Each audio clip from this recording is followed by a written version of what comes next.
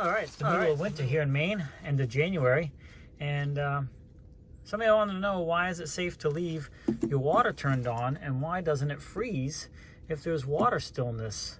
Well, I'm going to show you why that is in this case. I know you can buy those insulated covers, which are not a bad idea, that hook on here and they kind of keep the cold air out and away from the thing. But people in the south may not know, or warmer climates, that you do have to have a special outside faucet in colder climates like here in Maine.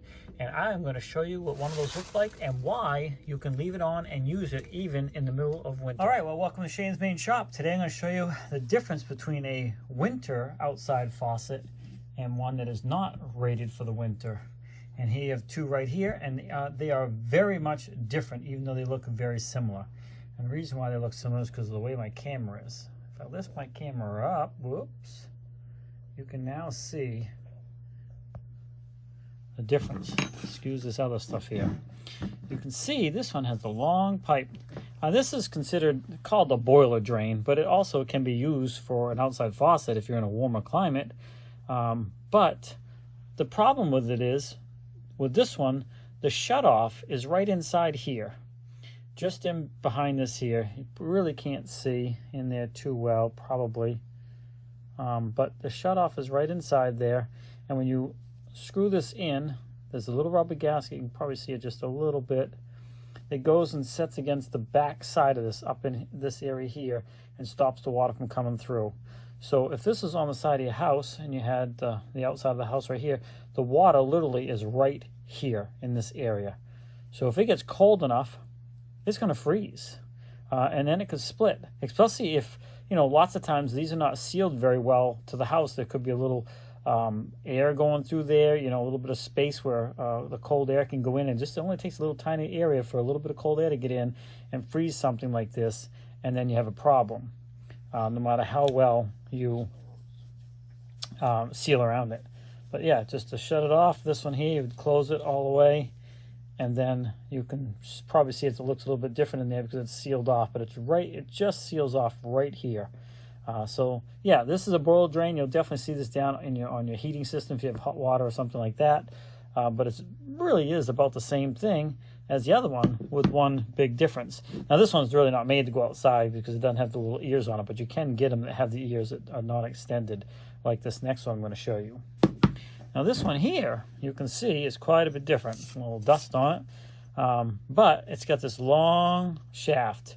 So this is designed that when it's through your house and when you're turning it on or off, there is a thin metal shaft all the way through this, all the way back to here. And you might be able to see right there that screw. That screw is holding a rubber gasket in place. And when you screw this tight, that gasket shuts it off way back here.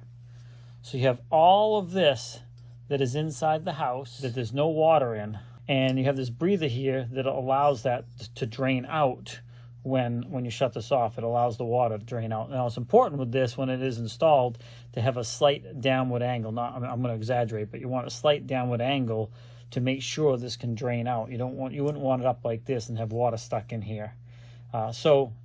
Insulation is important as well. But this is just a little vent that allows air to get in, so it's not like a straw situation, so this stays full of water. But once you shut it off and it drains, then there's no water in this whole portion of this pipe. So now you have this up against the siding of your house. You have your exterior wood, your insulation area, interior wood, whatever it could be, depending on how, if you have 2x4 walls, 2x6 walls, whatever it is. So a lot more distance that the air would have to travel to get back all the way back here to where the water is in order to freeze this. And incidentally, it does have the word top on there. So when you're in the house, you know which way it is if you don't have it fastened, if you're still installing this thing. So that is the major difference. And this is a must-have for any colder climates. You cannot use something like this because it's just going to freeze and then cause a lot of headaches when it thaws out and starts leaking everywhere. But one of these will save you a lot. Now, it does not hurt. I know a lot of people use those. I don't. We don't have them on any of ours here. But you can buy those styrofoam covers that have like a little bungee thing inside of them that hooks to this. and then you can pull it tight, and then it goes up against the siding all around it, and it keeps air from blowing on all this. There is no harm in getting those, but if this is installed properly, then you should not have any issues with freezing outdoor water faucets in the winter in cold climates, such as here in Maine. So I hope you found this video interesting, and maybe you learned something from it. Thanks for swinging by Shane's Main Shop. And, you know, if you want to help support the channel, I would appreciate if you subscribed, comment, or even hit the like button. And if you really want to help us out, you can click on that PayPal link, and you can also donate that way as well.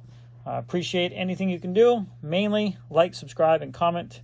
Have a great day, and we'll see you in the next video.